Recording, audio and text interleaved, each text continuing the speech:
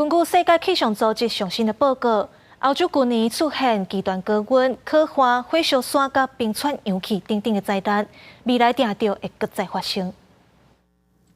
格陵兰冰川氧气大量冰落落来，上海里河、可化岸边看到底。这个河水打起，河层流出来。意大利上大加尔达河水位降到历史新低，甲卡特隆冰川面临消失的危机。这极端气候事件拢未是一摆发生。世界气象组织上新的报告，自2022年欧洲逐步史上上热热天，有超过16000人因为伤过热死亡。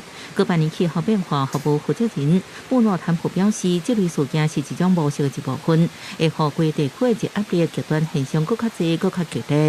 报告指出，英国、西班牙、瑞士、意大利等2021年出现有记录以来上高温，另外欧洲是全球温度升高上紧的大陆，过去40年来是全球均分的2倍。真济科学家烦恼今年恐惊更较多极端气候事件，人类爱采取行动。报告也指出，2022年再生能源发电量占欧盟电力72.3%，第摆超过化石燃料20%，燃煤的16%，加其他风力、太阳能等。